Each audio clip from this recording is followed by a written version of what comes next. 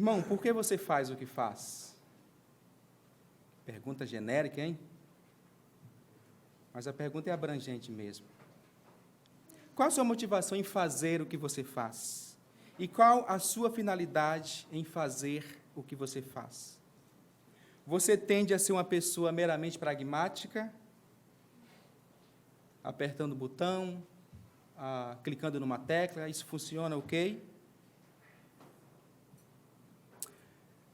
A priori, nada contra a tecnologia, quando bem usada, ela é uma bênção.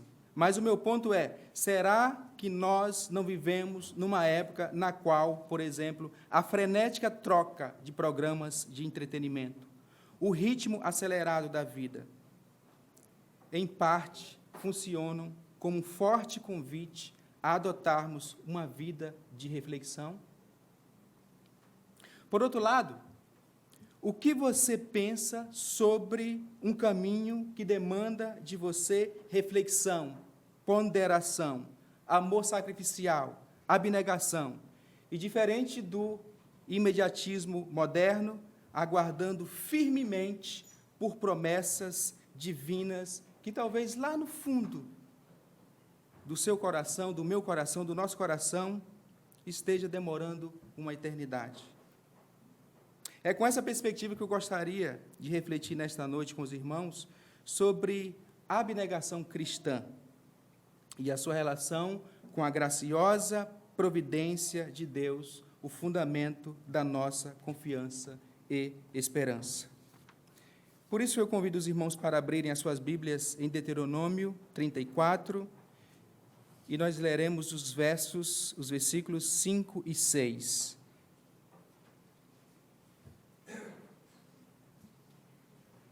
Deuteronômio 34, versículos 5 e 6.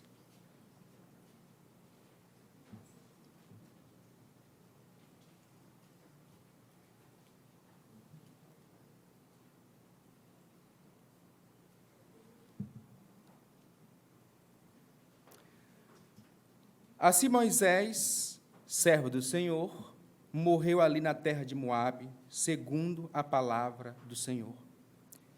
Este o sepultou num vale na terra de Moabe, diante de Bet-peor, mas até hoje ninguém sabe o lugar da sua sepultura. Esta é a palavra de Deus. Amém. Nós acabamos de ler algumas das últimas linhas do último livro do Pentateuco, o Deuteronômio, que significa literalmente segundo a lei, que é uma tradução equivocada da Septuaginta, aquela tradução grega do Novo Testamento para, ou melhor, do hebraico para o grego no Antigo Testamento. Deuteronômio não é literalmente uma segunda lei, na verdade é uma repetição da lei. E neste último livro temos o relato da morte de Moisés. Nesses versículos que lemos, o autor relata o local do seu sepultamento. Toda essa região descrita aí, no versículo 6, localiza-se no leste do Rio Jordão, provavelmente defronte de Jericó. Além disso, Bet-peor, esse local aí, foi o local de um dos atos de rebelião e idolatria de Israel nos anos de deserto. Mas o foco desta mensagem é refletir sobre como Moisés gastou a sua vida, no que ele investiu. Será que ele terminou bem a vida dele aqui na terra? Voltaremos a refletir sobre essas perguntas mais lá para o final. A propósito, o título dessa mensagem é A Abnegação Radical de Moisés. Em Deuteronômio, Moisés está ao longo do livro repassando a lei ao povo de Deus. Ele discursa sobre a lei, escreve a lei e a entrega aos sacerdotes. Observem no versículo 5, o versículo 5 começa com assim, o que significa que uma outra ação aconteceu antes disso. O quê? Conforme os primeiros versículos deste capítulo, veja aí os versículos 1 e 2, Moisés sobe ao Monte Nebo, no alto do Monte Pisga, que fica em frente a Jericó, e Deus mostra a ele a terra de Canaã. a terra prometida. Prometida a quem mesmo?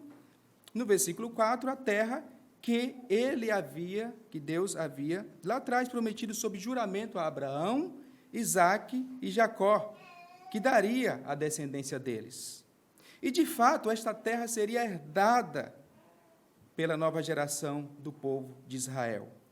E ainda no versículo 4, Deus diz a Moisés que permite que ele apenas veja a terra, porque Moisés não entraria junto com os filhos de Israel na terra prometida. Ele não atravessaria para além do Jordão, morreria antes.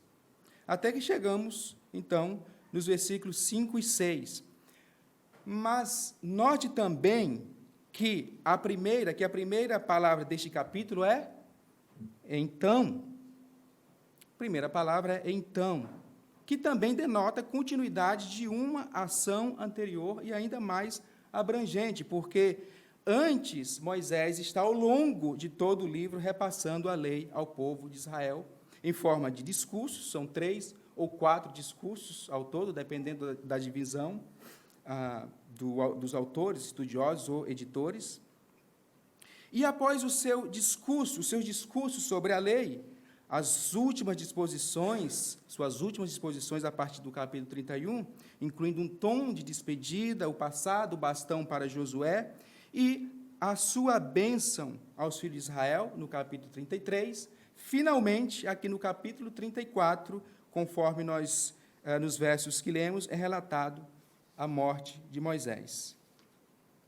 Em certo sentido, no livro de Deuteronômio, nós temos uma coisa aqui muito bonita em termos de virtude. Porque, veja bem, o grande libertador, legislador, o grande profeta de Israel, na sua última fase da vida, que normalmente é a fase na qual as pessoas modernas estão aposentadas, talvez a fase na qual a maioria das pessoas não queiram outra coisa senão descansar, não é o caso de Moisés. Moisés, já bastante idoso, 120 anos de idade, registrado lá em Deuteronômio 31, 2, ele senta, por assim dizer, na última fase da sua vida e começa a instruir o povo de Deus, porque ele sabia que logo Deus o tomaria para si. Mas, antes de falecer, ele gasta as suas últimas energias trabalhando para o Senhor e servindo os filhos de Israel. Essa disposição me lembra as palavras de Jesus no início da parábola do servo fiel e do servo mau, em Mateus 24, 45 e 46. Quem é, pois, o servo fiel e prudente a quem o Senhor deixou encarregado os demais servos, para lhes dar sustento ao seu tempo? Bem-aventurado aquele servo a quem seu Senhor, quando vier, achar fazendo assim.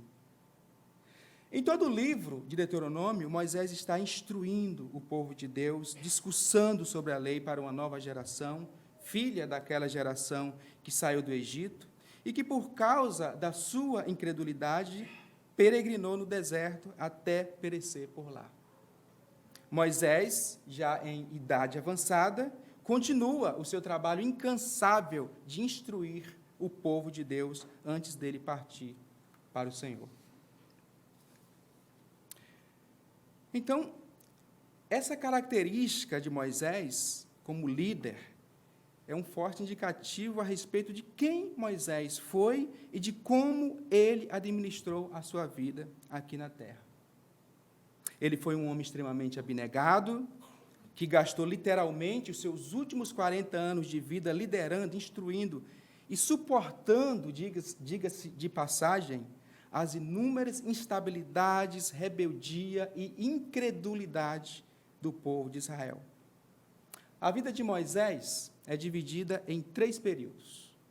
De 0 aos 40 anos de idade, quando ele viveu na corte do Egito, dos 41 aos 80 anos de idade, na terra de Mediã, provavelmente uma região desértica da Arábia, sendo pastor de gado, e dos 81 aos 120 anos de idade, guiando o povo de Deus no deserto do Sinai. E, em tais períodos, a providência de Deus você tem uma relação bastante explícita entre a providência de Deus e a abnegação de Moisés nessas fases de vida dele. Naturalmente, uma providência divina perfeita e uma abnegação humana imperfeita, embora ainda assim uma abnegação radical. Então, nós vejamos a seguir alguns fatos relacionados à vida de Moisés que denotam essa relação entre a providência divina e a abnegação de Moisés. Além disso, nos caberá fazer a seguinte pergunta: qual a origem, a razão, o fundamento de uma vida abnegada de Moisés? Qual a razão de toda uma vida de abnegação de Moisés? Vamos também responder essa pergunta mais lá para o final da mensagem.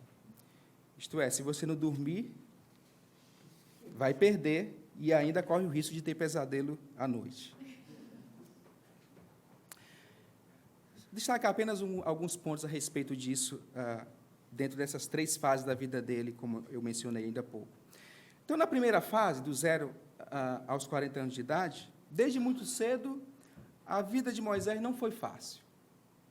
Você deve se lembrar de Gênesis 50, né? Esse capítulo de Gênesis termina com os filhos de Israel, os filhos de Jacó, ou Israel, habitando harmonicamente no Egito, mas o capítulo termina com a morte de José, filho de Jacó, ou Israel, e governador do Egito, abaixo de Faraó.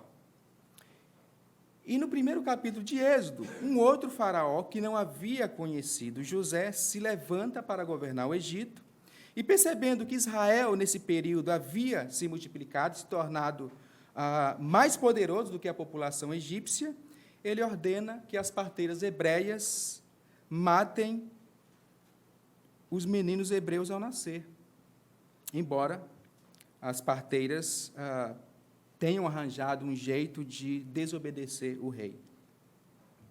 E em Êxodo 2, Moisés nasce nesse contexto, seus pais o escondem por 3 meses, até colocá-los num cesto de junco tapado, com piche, e o larga no meio dos juncos à beira do rio.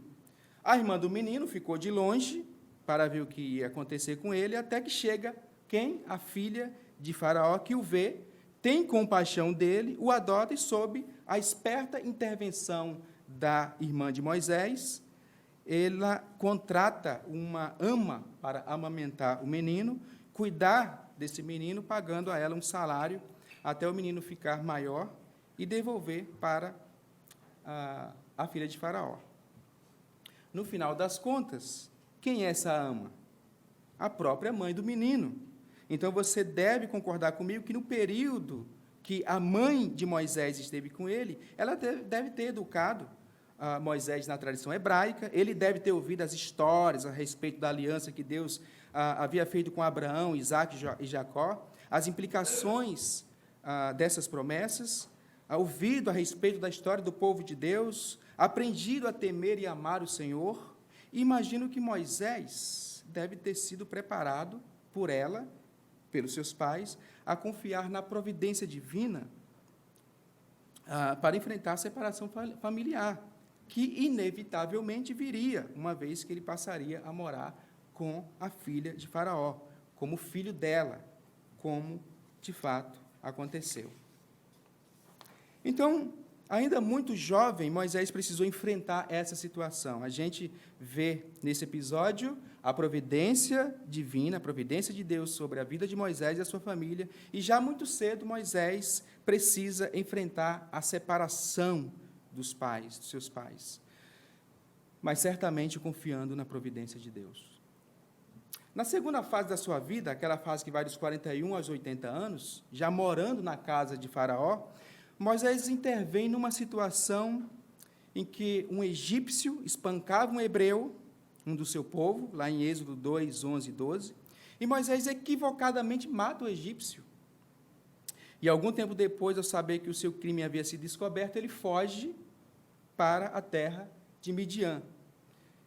Então, você deve perceber que, muitas vezes, melhores que sejam as intenções de uma pessoa, tal pessoa pode causar coisas terríveis. Foi o caso de Moisés. Mas o que eu quero destacar nesse episódio é o curioso fato do forte senso de identificação de Moisés com o seu povo. Ele não permanece indiferente em relação ao sofrimento do seu povo, que estava escravizado no Egito, mesmo morando na corte egípcia. Poderia ficar lá tranquilamente, não é comigo, mas ele resolve se meter, embora equivocadamente, de forma errática, mas ainda assim ele tem esse forte senso de identificação. Esse é o meu povo, aqui na corte egípcia não é o meu lugar. E na terceira fase, é importante dizer que, por causa disso, ele fugiu para a terra de Midian. E na terceira fase, dos 81 aos 120 anos de idade, em Êxodo 14, já tendo sido chamado pelo Senhor para libertar o povo hebreu do Egito, lançando as 10 pragas do Egito, né? E na saída do Egito, enquanto Moisés liderava o povo sob a perseguição do Egito, Moisés enfrenta as primeiras fortes atitudes de incredulidade e ingratidão do povo de Israel. Quando ele se vê encurralado à sua frente, tem o Mar Vermelho e atrás deles tem o exército egípcio perseguindo ele. Veja as palavras de murmurações em Êxodo 14, 11 e 2. Será que foi por não haver sepultura no Egito que você nos tirou de lá para que morramos neste deserto? O que foi que você fez conosco, tirando-nos do Egito? Teria sido melhor para nós servir os egípcios do que morrer no deserto. Imagina centenas ou milhares de pessoas gritando assim, murmurando assim no seu ouvido. Foram cerca de 2 milhões de pessoas hebreias que saíram do Egito em direção à Terra Prometida. Então, imagina. E esse tipo de postura de incredulidade do povo de Israel persistiria por nada mais, nada menos que 40 anos. Foram inúmeras vezes que eles agiram dessa forma, enquanto o povo peregrinava no deserto. Moisés precisou lidar com essa atitude de rebeldia durante todo esse período. Lembra, por exemplo, do episódio do bezerro de ouro? Daquele terrível ato de idolatria do povo de Israel, quando Moisés precisou subir ao Monte Sinai e ficar lá por um tempo recebendo a lei de Deus. Assim que o povo percebeu que Moisés demorava mais do que ele esperava, escolheu um outro Deus para adorar. O que mesmo? Um bezerro, que loucura! Ah, mas é de ouro, mas ainda assim é um bezerro. O que você, como líder, guardador do seu irmão, faria numa hora dessas? Chutaria o balde? Houve juízo de Deus, inclusive sob liderança de Moisés, sobre os idólatras impenitentes, nesse episódio. Mas há também duas atitudes demasiadamente nobres da parte de Moisés. A primeira, em Êxodo 32, dos versos 11 a 13, foi quando Moisés, ainda no Monte Sinai, ouviu Deus dizer a ele que destruiria o povo e faria de Moisés uma grande nação. Olha só, que legal, hein? Que teste, hein? O que você diria? O que você responderia para Deus? Farei de você uma grande nação. Deixa esse povo de lado, vou destruí-lo. Você não, farei de você uma grande nação. Que teste, hein? O que Moisés respondeu mesmo? Moisés suplica a Deus dizendo: ó Senhor, porque se acende a tua ira contra o teu povo, que tiraste da terra do Egito com grande poder e forte mão? Por que deixar que os egípcios digam: ele os tirou de lá com más intenções para matá-los nos montes e para eliminá-los da face da terra? Deixa de lado o furor da tua ira e muda de ideia quanto a este mal contra o teu povo.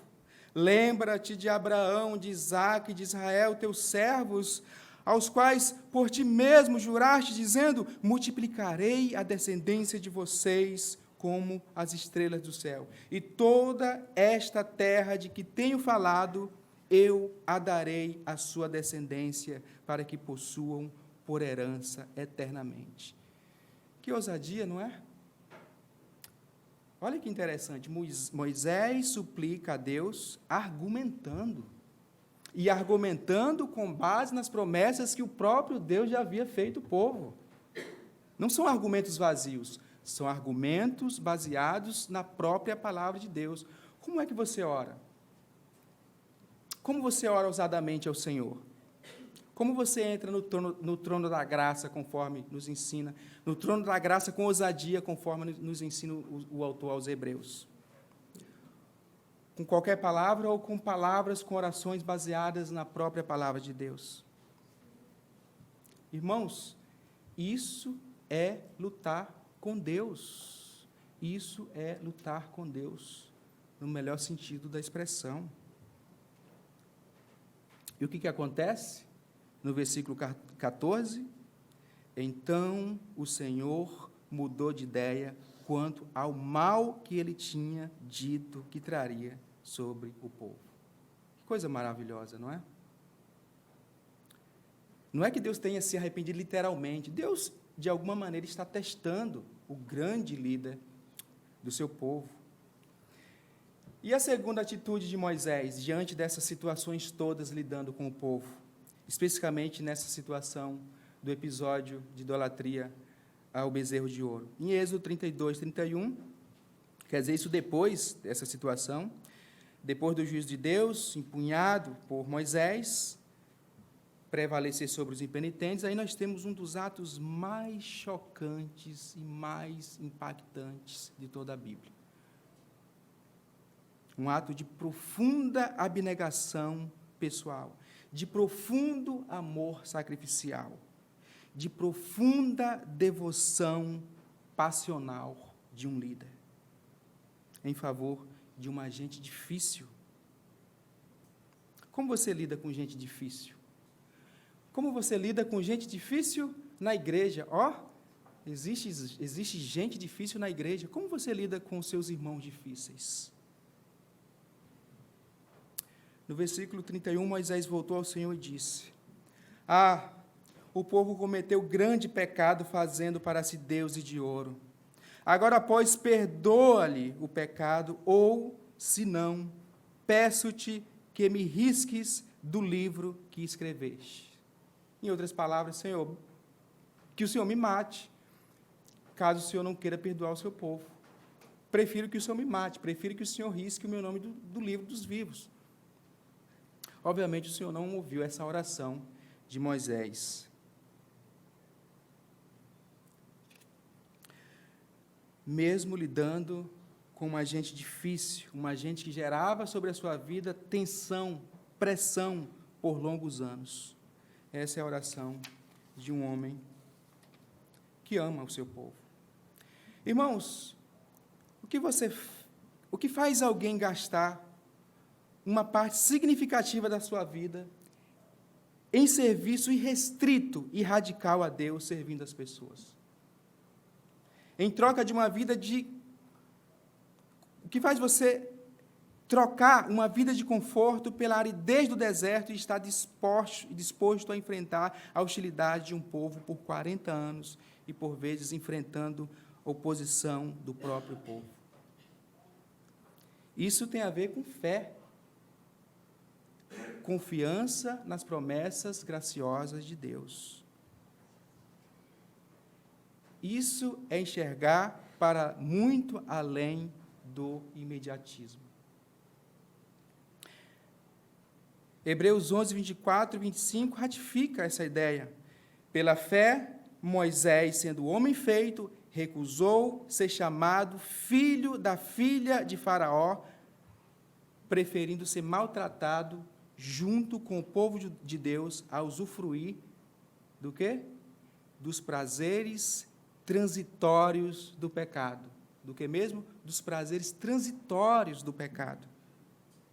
Então, nós temos aqui alguém que vê o mundo com as lentes corretas. Então, essa descrição que o autor aos Hebreus faz a respeito de Moisés está certamente alinhada com o modo como Moisés refletia sobre a vida aqui nesta terra.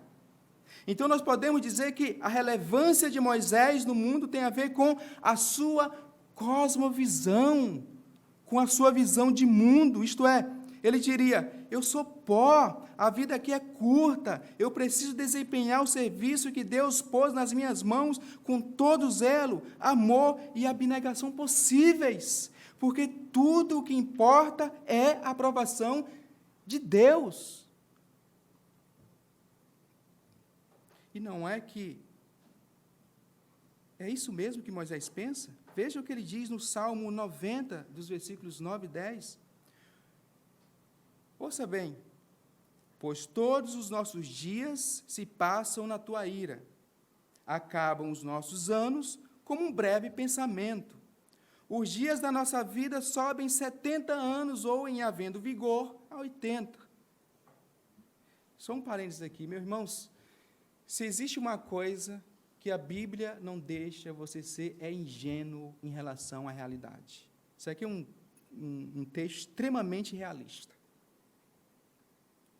Neste caso, o melhor desses anos, é canseira e enfado, porque tudo passa rapidamente e nós voamos. O que você faz com uma constatação dessa? Você lê um texto desse, extremamente realista, o que você faz ao constatar a realidade do texto bíblico? Qual a constatação de Moisés? O que ele ora? O que ele suplica a Deus após constatar a realidade?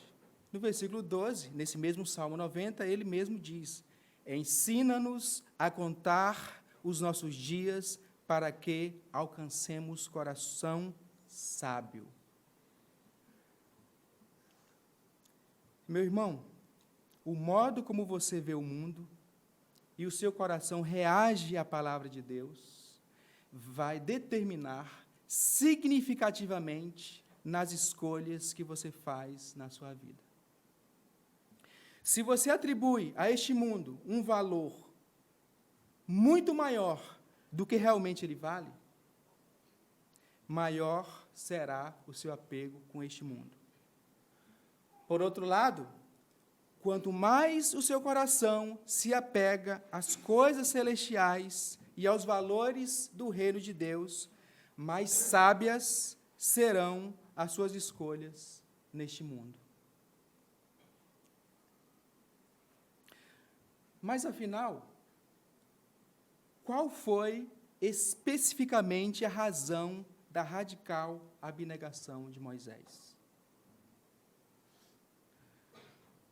O autor aos Hebreus, em capítulo 11, versículo 26, nos responde.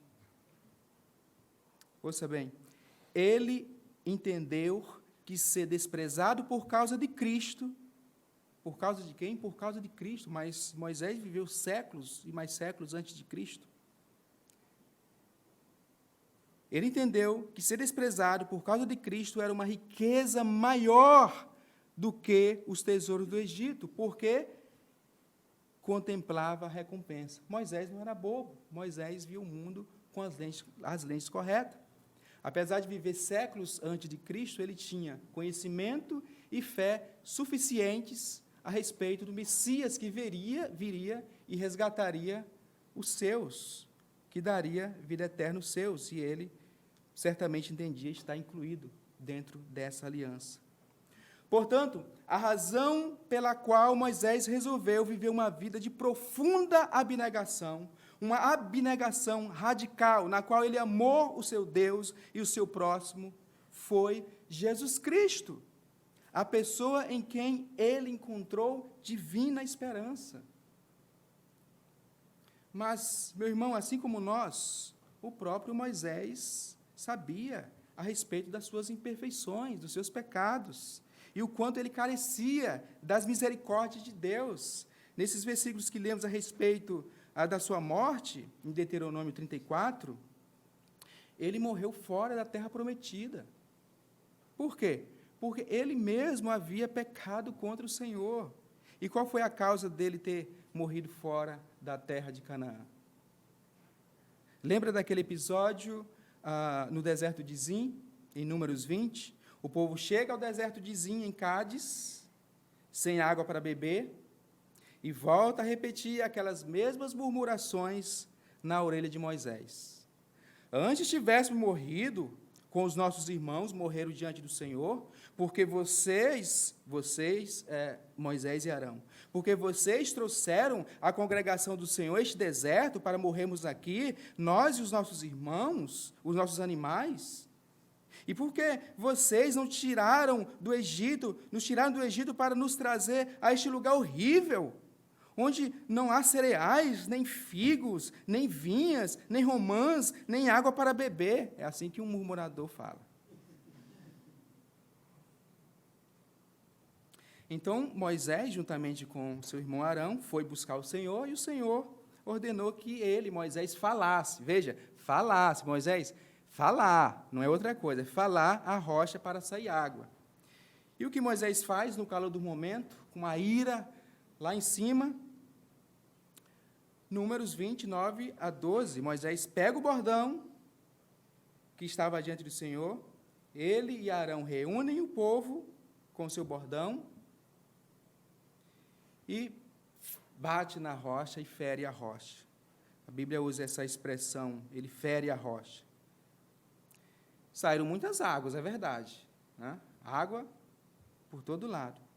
Mas o Senhor disse que ele, Moisés e Arão, por não terem confiado nele e ter santificado ele diante do povo, eles não levariam o povo adiante até a terra prometida.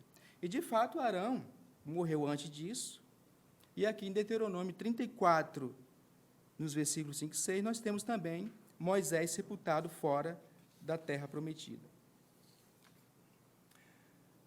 Moisés, Abraão, Davi, Paulo e companhia, e você pode colocar todo mundo nessa lista, precisam necessariamente de um libertador perfeito, de um rei, um profeta, um sacerdote perfeito, aquele cuja abnegação foi absoluta. Veja, Moisés foi um homem extremamente, radicalmente abnegado, mas somente uma pessoa foi teve absolutamente uma vida abnegada: Jesus Cristo. Ele obedeceu ao Pai em absolutamente tudo.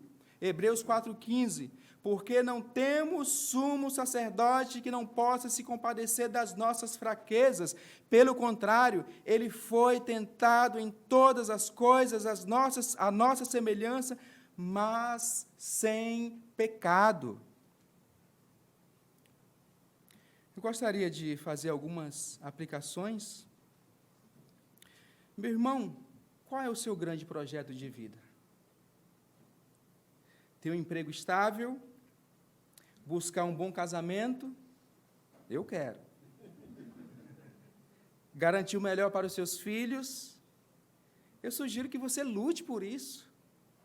São coisas muito boas. O livro de Provérbios nos encoraja a vencermos a preguiça e a irmos à luta. Mas seria esse o ponto mais elementar, mais basilar, mais fundamental que dá sentido à sua vida? A questão fundamental é o quanto Cristo determina o modo como você administra a sua vida aqui neste mundo.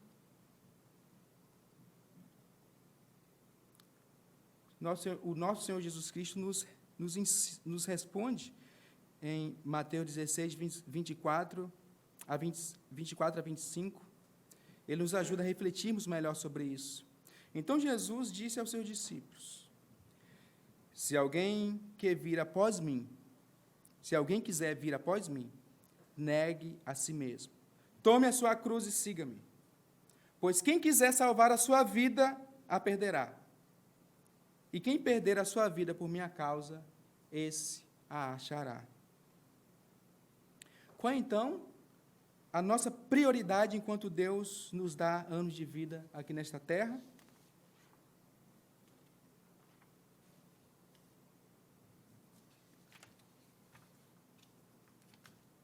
Mateus 6,33. Mas busquem em primeiro lugar o reino de Deus e a sua justiça, e todas estas coisas lhe serão acrescentadas. Em linhas gerais, essas palavras de Cristo têm a ver com a nossa devoção e serviço a Deus. E claro, nós servimos a Deus servindo o nosso próximo. É o que o Senhor Jesus Cristo também nos ensina em Mateus 22, 37 a 39, quando ele resume os 10 mandamentos. Ame o Senhor, seu Deus, de todo o seu coração, de toda a sua alma e de todo o seu entendimento. Este é o grande e primeiro mandamento. E o segundo, semelhante a este, é: ame o seu próximo como você ama a si mesmo. Todas essas palavras de Jesus estão, meus irmãos, relacionadas com uma vida de abnegação e de serviço a Deus e ao nosso próximo. Meus irmãos, ultimamente eu tenho particularmente refletido sobre isso, feito a mim mesmo a seguinte pergunta: como eu tenho servido o meu próximo na minha igreja, na minha vizinhança, as pessoas do meu trabalho? Será que eu tenho vivido uma vida muito mais centrada em mim mesmo? Isso é uma pergunta muito válida e muito séria, meus irmãos. Meus irmãos, os nossos dias passam com uma rapidez absurda. Naturalmente, à medida que o tempo vai passando, a gente vai se preocupando com a nossa formação pessoal, emprego, casamento, filhos, etc. Normal.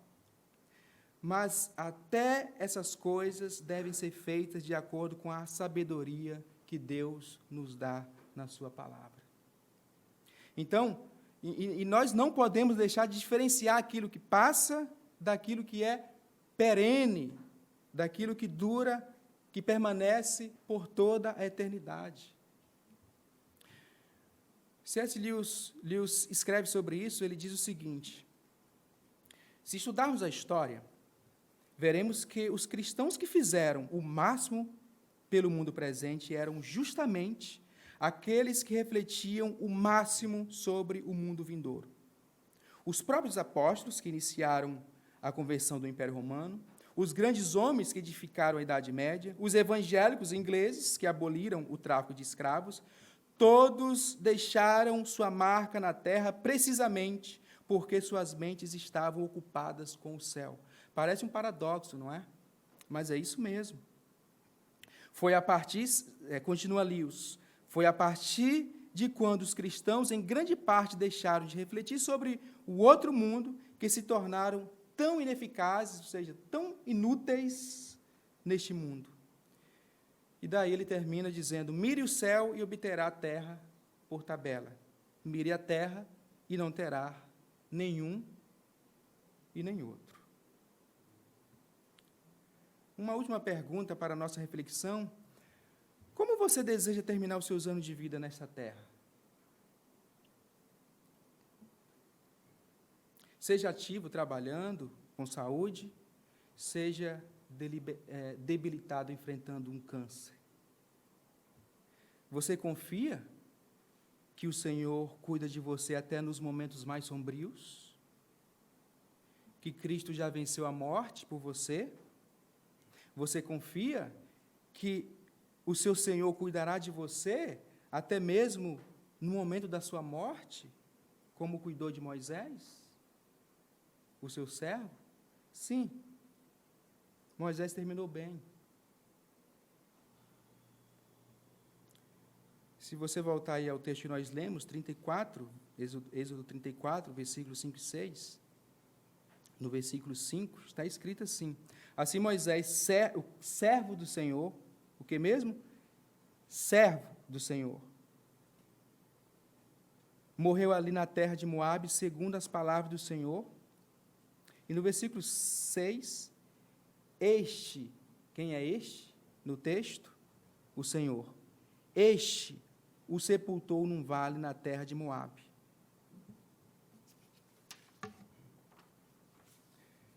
Como é que o autor se refere a Moisés mesmo?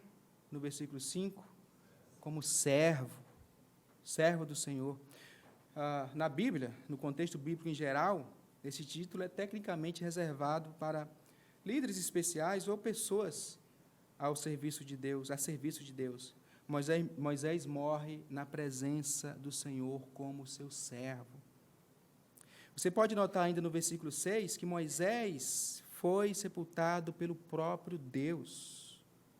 Deus cuida dos seus santos imperfeitos. Deus cuida dos seus santos imperfeitos. Claro, Moisés não terminou como deveria terminar. Ele não conseguiu entrar com aquela primeira geração na Terra Prometida, principalmente por causa da incredulidade do povo, mas, ainda assim, ele terminou bem, porque muitas são as misericórdias do Senhor. Ele terminou sendo cuidado pelo Senhor. Para concluir, nós somos chamados por Deus para viver uma vida de abnegação para a glória dEle e para o bem do nosso próximo.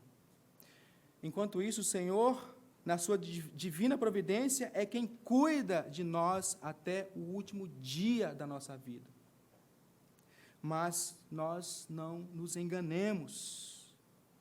Por mais esforçados que sejamos na obra de Deus, a nossa dependência de Cristo é inevitável. Portanto, assim como Moisés, podemos confessar como ele a nossa confiança no nosso Senhor Jesus Cristo, como o nosso Redentor eterno e a nossa divina esperança. Que as palavras do Senhor Jesus Cristo os console. Eu sou a ressurreição e a vida. Quem crê em mim, ainda que morra, viverá. E todo aquele que vive e crê em mim, não morrerá eternamente. Você crê nisso? Amém. Essa pergunta não é minha. Essa pergunta é do próprio Jesus Cristo. No Evangelho de João 11, 25 e 26. Ele termina o versículo 26 perguntando isso. Vamos orar ao Senhor?